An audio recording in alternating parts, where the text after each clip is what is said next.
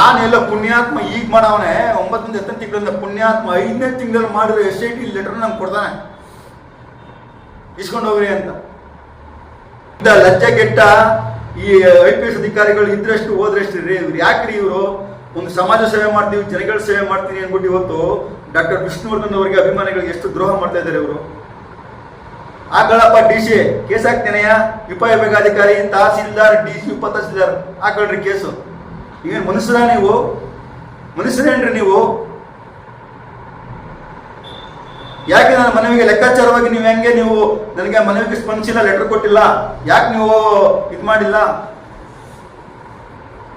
ನೀವು ಕೇಸ್ ಹಾಕಿದ್ರೆ ನಾನು ಕಾಯ್ತಾ ಇದ್ದೀನಿ. ನೀವು ಕೇಸ್ ಹಾಕಿದ್ರೆ ನಾನು ಕೋರ್ಟಲ್ಲಿ ಹೋಗ್ಬೇಕಲ್ವ, ಕೋರ್ಟ್ ನಿಮ್ಗೆ ಕೇಳುತ್ತೆ ಜಿಡ್ತು, ಏನಪ್ಪ ಯಾಕಪ್ಪ ಹಿಂಗೆ ಬಂದಿದ್ಯಾ ನೋಡಿ ಸರ್, ಅಭಿಮಾನ್ ಸ್ಟುಡಿಯೋ ನೋಡಿ ಸರ್, ಇವ್ನು ನಂಬಿಸಿ, ಇವ್ನು ಯಾವ ಅಭಿಮಾನ್ ಸ್ಟುಡಿಯೋ ಮಾಲೀಕರು ಗಣೇಶ್ ಕಾರ್ತಿಕ್ ನಂಬಿಸಿ 10 ಗುಂಟೆ ಕೊಡ್ತೀನಿ ಅಂತೇಳಿ ಸರ್ವೆ ಮಾಡಿ ಬರ್ಕೊಟ್ಟು ನಮ್ಗೆ ಬೆನ್ನಿಗೆ ಚೂರಿ ಹಾಕಿದ್ರು ಇವರು ಅಭಿಮಾನ್ ಸ್ಟುಡಿಯೋ ಮಾಲೀಕರಿಬ್ರು. ಅಲ್ಲೇ ಆ ತೆಕ್ರೆ ಮಾಡ್ಕೊಂಡ್ರೆ ಇನ್ನು ತೆಕ್ರೆ ಮಾಡಕ್ಕೆ ಯಾವ ಕುಟುಂಬ ನಮ್ಗೆ ಬಂದಿನ ಗೊತ್ತಿಲ್ಲ. ಬಾಲಣ್ಣವ್ರ ಯುಕ್ತಿ ಸಮಾಜ ಡಮಾಲಿಸ್ ಮಾಡಿದ್ರು ಮೂರ್ಖರು. ಡಾಕ್ಟರ್ ವಿಷ್ಣುವರ್ಧನ್ ಸಮಾಧಿ ಧ್ವಂಸ ಮಾಡಕ್ಕೆ ಅವ್ರಿಗೆ ತಾಕತ್ತಿರ್ಲಿಲ್ಲ. ಆದ್ರೆ ಯಾವ ಕುತಂತ್ರಿ ರಾಜಕಾರಣಿ, ಈ ಕುತಂತ್ರಿ ಯಾವ್ದೋ ಮಾಜಿ ಪೊಲೀಸ್ ಅಧಿಕಾರಿ ಅಂತೆ, ಈ ಮೂರ್ಖರು ಸೇರ್ಕೊಂಡು ಅವ್ನ ಕುಮ್ಮ ಕೊಟ್ಟು ಇವತ್ತು ಡಾಕ್ಟರ್ ವಿಷ್ಣುವರ್ಧನ್ ಸಮಾಧಿ ಧ್ವಂಸ ಮಾಡಿದ್ದಾರೆ. ನೇರವಾಗಿ ಮಾತಾಡ್ತೀನಿ, ಒಬ್ಬ ವಿಷ್ಣುಜ ಅಪ್ಪಾಟಿ ಅಭಿಮಾನಿಯಾಗಿ ಬಳೆ ಹಾಕೊಂಡಿದ್ದೀನಿ, ಬಳೆ ಹಾಕಿದ್ರೆ ನಾನು ಮಾತಾಡಲ್ಲ, ಬೇರೆ ಲೀಡರ್ಗಳ ತರ ಅಲ್ಲ, ಬೇರೆ ಲೀಡರ್ಗಳ ತರ ಅಲ್ಲ. ನಾನು ಒಬ್ಬನೇ ಮಾತಾಡೋದು, ಒಬ್ಬನೇ ಶಿಕ್ಷೆ ಅನುಭವಿಸ್ತೀನಿ, ಒಬ್ಬನೇ ಹೋರಾಟ ಮಾಡ್ತೀನಿ. ನನ್ನ ಹಿಂದೆ 1000 ಜನ ಅವರೇ. ನಾನು ಅವ್ರು ಯಾರು ನಂಗೆ ಶಿಕ್ಷಕ್ಕೆ ಇಷ್ಟ ಇಲ್ಲ, ನಾನು ಯಾರು ಮಾತಾಡಕ್ಕೆ ಬಿಡೋದಿಲ್ಲ, ಹೋರಾಟ ಮಾಡ್ತಾ ಇದ್ದೀನಿ.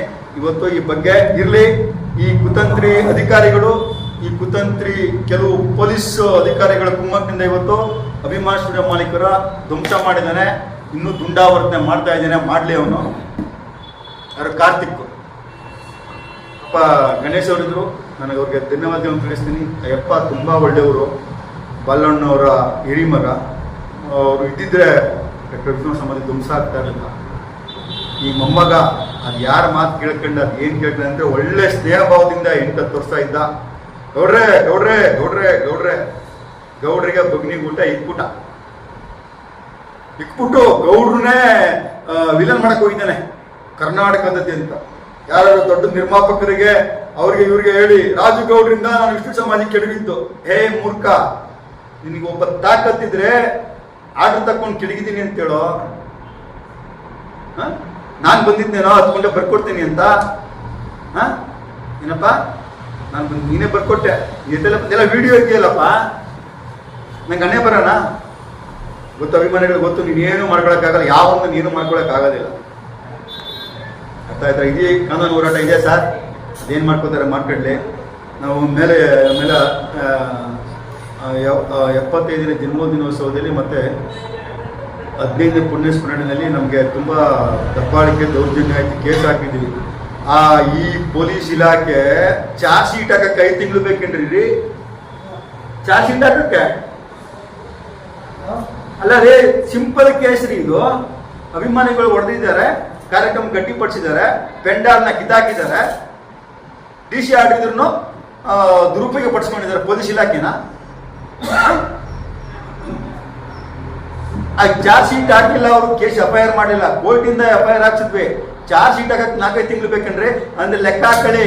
ಈ ಡೊಮಾಲಿಸ್ ಮಾಡಕ್ಕೆ ಪೊಲೀಸ್ ಇಲಾಖೆನ ಉಪಯೋಗಿಸ್ಕೊಂಡು, ಸರ್ಕಾರದ ಅಧಿಕಾರಿಗಳನ್ನ ಉಪಯೋಗಿಸ್ಕೊಂಡು ಡೊಮಾಲಿಸ್ ಮಾಡಿದ್ದಾರೆ. ನಮ್ಗೆಲ್ಲ ಇವಾಗ ಅರ್ಥ ಆಗ್ತಾ ಇದೆ ಪೊಲೀಸ್ ಇಲಾಖೆ ಏನಾವತ್ತು ಎಷ್ಟು ಜನ ಪೊಲೀಸರು, 100-200 ಜನ ಪೊಲೀಸ್ನವರು. ನಾನು ಅಲ್ಲಿ 12 ಹೋದೆ, ನನ್ನನ್ನು ಬರೋದನ್ನ ಕಾಯ್ತಾ ಇದ್ರು. ಎಲ್ಲಿ ರಾಜಗೌಡ ಬಂದು ಮೀಡಿಯಾಗೆಲ್ಲ ಏನೇನೋ ಬೋದಾಕ್ಬಿಡ್ತಾನೆ, ಏನೇನೋ ಮಾಡಾಕ್ಬಿಡ್ತಾನೆ ಅಂತ.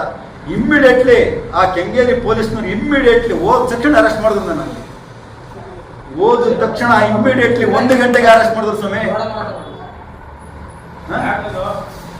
ರಾಜಗೌಡ ಯಾರು ಯಾವ ಮೀಡಿಯಾ ಏನೂ ನ್ಯೂಸು ಮಾಡಿಲ್ಲ, ಅದ್ರ ಬಗ್ಗೆ ಗೊತ್ತೂ ಇಲ್ಲ, ಮಾತಾಡೋದಿಲ್ಲ. ನಂಗೆ ಅವೆಲ್ಲ ಏನು ಪರವಾಗಿಲ್ಲ, ಎಲ್ಲ ಆಗೋಯ್ತು, ಮುಗಿದ ಘಟನೆ. ನೋಡಿ ಮಾಧ್ಯಮದವರೇ, ಇಷ್ಟೆಲ್ಲ ಆಗಿದೆ. ಮುಂದಿನ ದಿನಗಳಲ್ಲಿ ನಾನು ಅನಿರುದ್ಧರ ಹತ್ರ ನಾನೇನು ಹೋರಾಟ ಮಾಡಿದ್ದೀವಿ ಅದ್ರ ಬಗ್ಗೆ ನಾನು ಮಾತಾಡಿದ್ದೀನಿ. ನಾನು ಯಾಕೆ ಮಾತಾಡಿದ್ದೀನಿ ಅಂದರೆ ಕಳೆದ 8 ವರ್ಷಗಳಿಂದ ಅವ್ರು ಯಾವುದಕ್ಕೂ ಪುಣ್ಯಭೂಮಿ ಬಗ್ಗೆ ಬಂದಿರಲಿಲ್ಲ.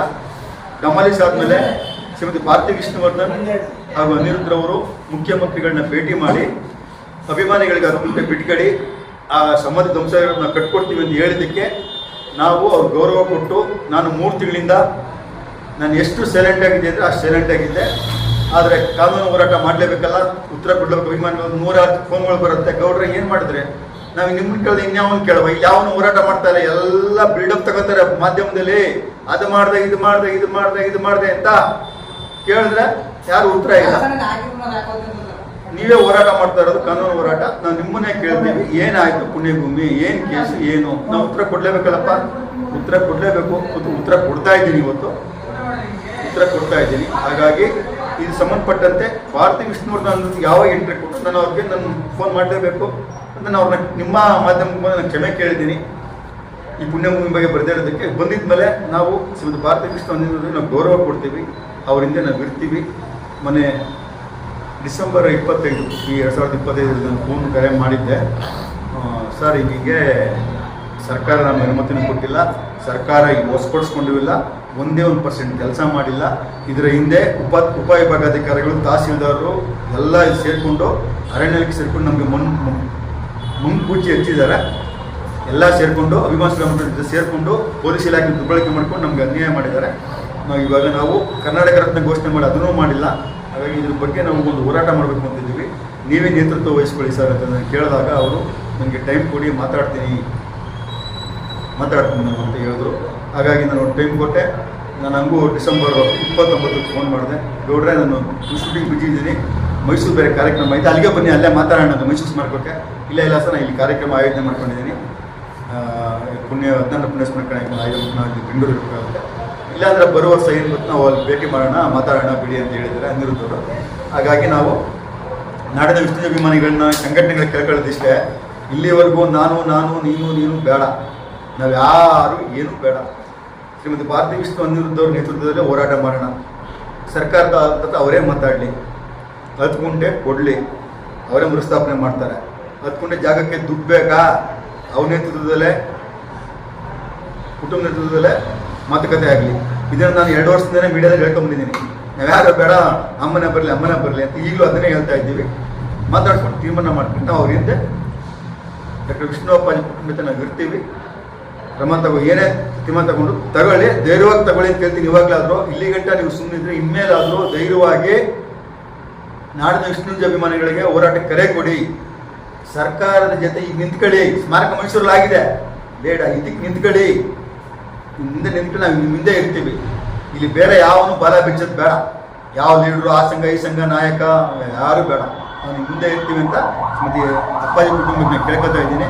ಮುಂದಿನ ಈ ಜನವರಿ ತಿಂಗಳು ಕೊನೆಯ ವಾರ ಮತ್ತು ಫೆಬ್ರವರಿ ತಿಂಗಳಲ್ಲಿ ನಮ್ಮ ಮುಂದಿನ ಒಂದು ಕಾನೂನು ಹೋರಾಟ ಇರೋದು, ಬೀದಿಗಳು ಹೋರಾಟ ನಾವು ಮುಂದೆ ತೀರ್ಮಾನ ತಗೋತೀವಿ.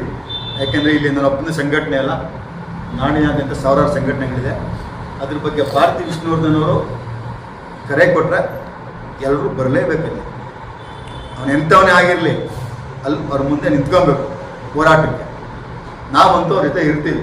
ಇಲ್ಲಿ ನಮಗೆ ಇಲ್ಲಿ ಸ್ವಾಭಿಮಾನ, ಸ್ವಹಿತಾಸಕ್ತಿ ಯಾವುದೂ ನನಗಿಲ್ಲ. ನಾನು ಅಭಿಮಾನಿ ಅಷ್ಟೇ. ಹಾಗಾಗಿ ನಾವು ಅಭಿಮಾನಿಗಳಾಗೆ ಕುಟುಂಬ ಇರ್ತೀವಿ ಅಂತ ಈ ಸಂದರ್ಭ ಹೇಳ್ತೀನಿ. ಜೈ ಕರ್ನಾಟಕ, ಜೈ ವಿಷ್ಣು.